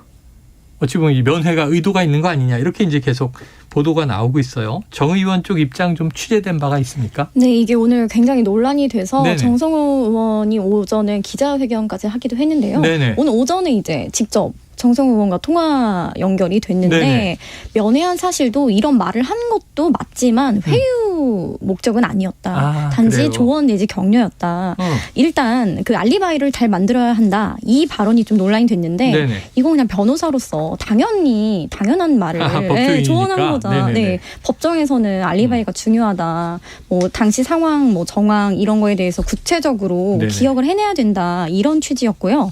그리고 이재명 대표가 대통령이 된다. 이거는 그냥 지금 국민의힘 하는 거 봐라. 너무 못하지 않느냐. 이렇게 되면 이재명 대표가 뭐 대통령 되는 거 아니냐. 네네. 이런 수준의 정치 현안을 논의하는 잡담 수준이었다고 합니다. 그리고 뭐 마음 단단히 먹어라. 이것도 뭐 회유가 아니라 옷고 생활이 힘드니 격려 차원이다. 격려 차원에서 건강도 잘 챙기고 해라. 이거였다고 합니다. 그리고 당시 면회에 교도관이 배석을 하는데요. 네네네. 이게 원래 그 대화한 내용을 적어서 보고를 한다고 합니다. 그래서 이거를 정성호 의원도 인지를 하고 있었고 그 자리에서 본인이 다 듣는 사람도 있는데 대놓고 회유를 하겠느냐. 말도 안 된다. 그리고 이재명 대표는 정성호 의원이 면회 간 것도 몰랐다고 합니다. 네, 그래요. 자, 그러다 보니까 이게 일반 기자들이 취재할 수가 없는 상황이잖아요. 그렇죠. 이 세 명이 뭐 각각 따로 면회를 했겠습니다만 모여서 어떤 얘기를 했는지 아까 교도관이 기록한다고 얘기했는데 결국 정성호 의원은 이 검찰발 언론 플레이 아니냐? 이거 흘린 거 검찰이다. 이런 주장인 거죠? 네, 맞습니다. 그 접견에서 이제 두 사람이 나눈 대화 내용을 알 수 있는 사람은 이제 교정당국 법무부겠죠. 그래서 이거를 이제 검찰이 언론에 흘려서 일부분만 또 발췌해서 한 것은 의도가 분명하다. 그래서 그 언론 플레이다 이렇게 비판을 했는데요. 이 배경에 그 이재명 대표에 대한 체포동의안이 곧 국회로 넘어올 것이라는 전망이 계속 나오고 있는데 이를 앞두고 한두 달 전에 한 접견 내용을 이렇게 흘린 거는 여론전에 나서는 것이다 라고 맹 비판을 했습니다. 그리고 오전에 기자회견에서는 이게 공무상 기밀 유출에 해당할 수 있는데 그럼에도 불구하고 법적인 대응은 하지 않겠다. 그럴 생각은 없다. 그리고 전체 본인이 그 대화를 나눈 그 전체 내용을 공개할 의사도 있다고 말을 했습니다. 전체 내용을 공개할 의사가 있다. 자, 그래요. 자, 그리고 또 이제 재판 결과 하나 나온 게 뭐 워낙 속보들이 많아서 좀 묻히긴 했는데 윤미향 의원 말이죠. 지금 이제 민주당에서 이제 무소속으로 돼 있죠. 그렇죠. 그런 상황인데 이제 워낙 그 정의형 관련해서 뭐 이제 여러 가지 그 금액에 대한 착복 의혹들이 컸는데 그렇죠. 후원금을 유용했다는 그런데 의혹이었죠. 대부분 무죄가 났고 일부 유죄입니다. 한 뭐 10년 동안 1,700만 원 정도를 증빙을 못했다. 근데 이제 기부한 게 더 많다 이런 얘기들 하고 있는데 이재명 대표가 윤미향 의원에게 미안하다는 입장을 밝혔어요. 근데 김두관 의원도 윤미향 의원에게 미안하다 이런 입장을 밝혔는데 그럼 어떻게 복당 수순으로 갈까요? 사실 아무래도 일부 유죄가 나왔기 때문에 네네. 지금 당장 복당을 얘기하기는 민주당으로서 굉장히 부담스러운 상황입니다. 그리고 지금 민형배 의원 검수한 바 당시에 그 의원에 대한 복당도 지금 이루어지지 않고 있는데 아직 그 대법원 확정 판결이 나지 않은 그 윤미향 의원을 지금 당장 복당시키기는 좀 어려울 것이란 그 관측이 지배적이고요. 그 김두관 의원 같은 경우는 지금 원내대표 출마자로 거론이 되고 있습니다. 그래서 그런 배경도 이 글을 남기는 데 일조하지 않았을까 그렇게 보이고요. 그리고 이 윤미향 의원에게 미안하다는 입장을 이렇게 연달아 밝힌 데는 사실 당시 민주당의 스크래치가 굉장히 컸습니다. 어떻게 보면 도덕성이 좀 훼손된 측면이 없지 않는데 어쨌든 이게 1심에서 일부 무죄가 나왔기 때문에 그런 명예회복 차원으로 볼 수 있습니다. 자, 그런데 이제 또 손혜원 전 의원이죠. 이른바 살생부 이렇게 이야기를 하면서 22대 총선에서 제대로 된 정치인을 발굴하고 아닌 정치인은 속가내자 이런 방송을 예고했습니다. 어떤 의미일까요? 네, 어제 4시에 방송을 했는데 저도 네. 이걸 직접 시청을 어제 했습니다. 4시에 방송을 했어요. 어제 방송을 했는데 유튜브죠? 네? 유튜브죠? 네, 유튜브 방송입니다. 김용민 TV라는 곳에서 이제 네네네. 방송을 했는데요. 제거해야 할 정치인으로 이준석과 그다음에 김종민 의원 두 명을 사당 자당이 다 있네요. 네, 맞습니다. 변희재 씨가 출연을 해서 이준석 전 국민의힘 대표는 청년 사기꾼이다라고 맹 비판을 했고 손혜원 전 의원은 이제 김종민 의원이 최근 이재명 대표를 향해서 좀 공세를 많이 폈잖아요. 네. 그 부분을 이제 내부 총질을 하는 사람이다 이렇게 비판을 했습니다. 그래서 손혜원 전 의원이 이제 대표적인 비명계인 김종민 의원을 이렇게 비판하는 방송을 한 것을 두고 일각에서는 다시 출마할 생각이 있는 거 아니냐. 근데 실제 목포 출마설이 조금씩 나오고 있는 상황입니다. 그런데 이제 어제 한 민주당 의원은 이거 어떻게 생각하시느냐 물어봤더니 지금은 비명이든 친명이든 똘똘 뭉쳐서 총선을 이길 생각을 해야 되는데 이런 식으로 내부 갈라치기를 하는 방송은 좀 바람직하지 않다 이런 말을 하더라고요. 안 그래도 유튜브라 뭐 얘기만 들어도 세네요. 아유 참 이렇게 센 이야기들이 많이 오가는지 이렇게 되면 정말 이런 얘기들만 들으면요 여야 모두 쫙쫙 갈라질 것 같은데 자 지금 뭐 여당은 전당대회 결과 잘 봐야 될 것 같고 야당은 지금 이제 이재명 대표 어떻게 이 사태 사법 리스크를 수습하는지 봐야 될 것 같습니다. 오늘도 풍부한 취재 뒷이야기 잘 들었습니다. 박순봉 경향신문 기자 이은지 문화일보 기자와 불사조 기자단 함께했습니다. 두 말씀 고맙습니다. 감사합니다. Splish splash, I was taking a bath. Long about a Saturday night. Yeah. 점심 먹고 유쾌한 시사 디저트 한 입. 최영일의 시사본부. Well, I stepped out the tub and put my feet on the floor. I wrapped the towel around me and I 네, IT 본부 본격적으로 시작해 보겠습니다. 알아두면 유익한 IT 이슈를 쏙쏙 소개해 주시는 김덕진 미래사회 IT연구소장 나오셨습니다. 어서 오세요. 네, 안녕하세요. 반갑습니다. 김덕진입니다. 지금 몇 주째 계속 챗 GPT가 난리입니다. 난리. 발목을 놓아주질 않습니다. 그러니까요. 제 발목도 안 넣어주고 있어요. 네. 제가 지금 오늘 화장했잖아요. 아침에 또 다른 방송 갔다 왔다가. 저는 지금 여러 방송에서 김덕진 소장이 지금 너무 과로하는 거 아닌가? 아닙니다. 챗 GPT 때문에 지금 아주 특수인데 이런 생각을 하고 있어요. 네, 뭐 실제로 저만 그러는 게 아니라 이게 사용자 수가 엄청나게 늘어나요. 저희가 있어요. 지난번에 2달 만에 월간 활성 사용자 수 1억 명 넘었다. 이거 말도 안 되는 속도다 이랬잖아요. 맞아요. 한 2주 지났잖아요. 네. 1억 5천만 명 넘어갔어요. 네, 그러니까는 한 7주 사이에 이 어떤 서비스가 월간 활성자 수가 1억 5천만 명이다라는 건 정말 전 세계적으로도 우주적으로도 이제 첫 기록이라고 볼 수 있을 것 같고. 유료 회원도 쭉쭉 늘던데요? 유료 가입자도 100만 명 돌파됐어요. 네. 그게 20달러거든요. 그러니까 한 2만 원 넘는 가격인데 우리나라에도 며칠 전에 런칭을 했고 저도 가입을 했습니다. 아, 그래요? 네, 저희가 유료 서비스, 인터넷 서비스 몇만 원짜리 이렇게 쉽게 가입하는 거 처음인 것 같은데 그만큼 많은 사람들이 관심을 갖고 있고요. 그러다 보니까는 뭐 계속적으로 이거 어떻게 될 것이냐에 대한 이야기들 또 이거를 활용해서 어떻게 쓸 수 있느냐 뭐 심지어 뭐 정치권부터 시작해서 정말 모든 분야의 분들이 이거 어떻게 활용할 수 있을까에 대한 고민을 하고 있는 그런 상황이라고 볼 수 있을 것 같고요. 그리고 이 얘기 꼭 드려야 되는데 요즘에 이러다 보니까 좀 사기 아닌 사기도 되게 많아요. 사기? 네, 뭐냐면 챗 GPT가 이제 한번 써보고 싶다고 하시는 분들 있잖아요. 대부분 요즘 스마트폰 앱들이 많다 보니까 앱스토어나 플레이스토어에서 찾으시는 분들이 있거든요. 이거는 앱이 아니라 인터넷 웹 서비스라는 말씀 드리고 싶어요. 왜냐하면 그 앱 서비스나 앱에서도 챗 GPT 검색하면 앱들이 나오거든요. 근데 그건 다 가짜입니다. 가짜. 가짜인데 그게 또 뭐 유료로 가입 결제도 뭐 유도하고 그래서 그러지 마시고 검색창에 그냥 뭐 궁금하시면 챗 GPT 검색하시면 오픈 AI 사이트에서 써볼 수 있다. 그리고 그냥 쓰는 건 무료다. 이런 얘기 좀 드리고 싶습니다. 자, 어플리케이션 아닙니다. 네, 앱으로 어플리케이션 다운 아닙니다. 받으시면 안 되고요. 가짜고요. 지금 이제 모바일이든 PC든 그냥 이제 웹 인터넷 버전에 들어가셔서 챗 GPT로 들어가시는 겁니다.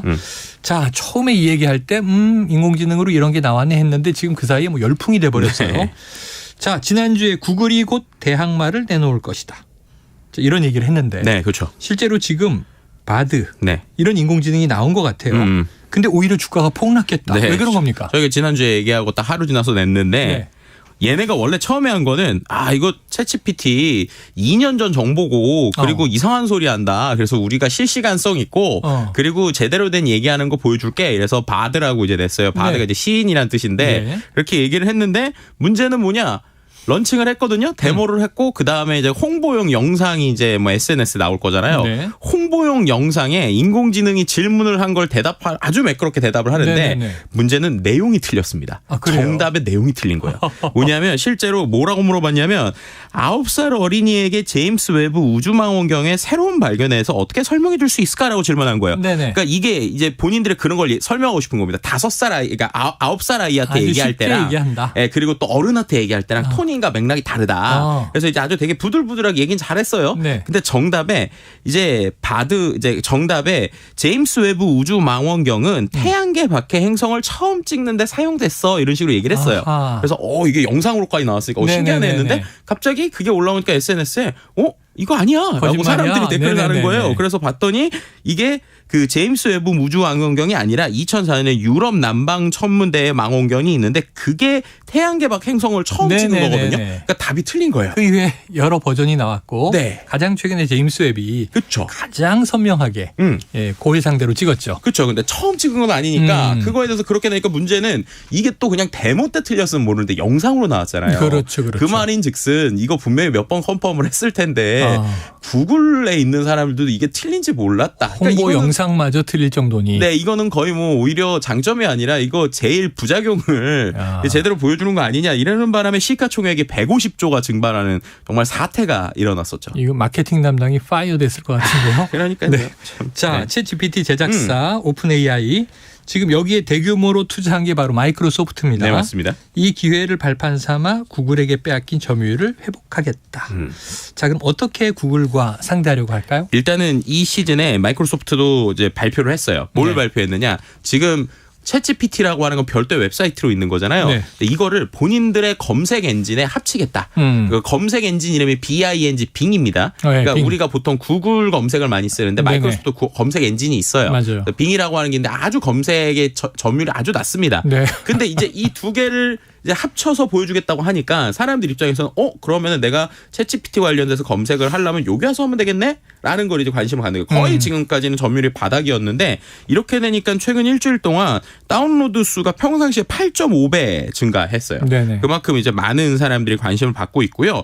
두 번째는 이것뿐만 아니라 웹브라우저 시장에서도 본인들이 좀 점유율을 가져오겠다라는 게 있습니다. 그러니까 웹브라우저 생각을 해보시면 옛날에 인터넷에는 무조건 인터넷 익스플로러라는 게 있었잖아요. 그렇죠. 그러다가 뭐 익스플로러가 안 좋다, 뭐 액티브엑스다, 막 이러다가 다들 지금 보면 크롬이라고 하는 브라우저를 쓴단 말이에요. 사파리. 그렇죠. 익스플로러는 마이크로소프트 거였고 크롬은 구글 거였으니까 거의 MS의 판을 구글이 가져갔어요. 모바일이 되면서 그랬죠. 그렇죠. 근데 그러다가 이번에 챗GPT랑 합쳐지면서 본인들이 이제 윈도우 까시면 이제 있는 브라우저는 엣지라고 하는 게 있거든요. 그게 마이크로소프트 건데 거의 사람들이 많이 안 쓰세요. 근데 이 엣지에 옆에 슬라이드 바처럼 뭔가 질문을 바로바로 할 수 있는 걸 지금 넣겠다는 거예요. 그렇게 되면은 내가 인터넷에서 뭔가 찾다가 옆에 있는 거 뭐 물어보면은 바로 정답 알려주기도 하고 혹은 인터넷상에서 뭐 워드로 글을 치다가 글감이 생각이 안 나요. 그럼 옆에 있는 탭에다가 그냥 물어보면 바로 이게 또 그 인터넷에 있는 워드 프로그램에 붙는 이런 형태가 되니까 사람들이 브라우저를 이거를 쓰면은 오히려 크롬은 요즘에 느려지고 있는데 그런 상황에서 엣지로 이제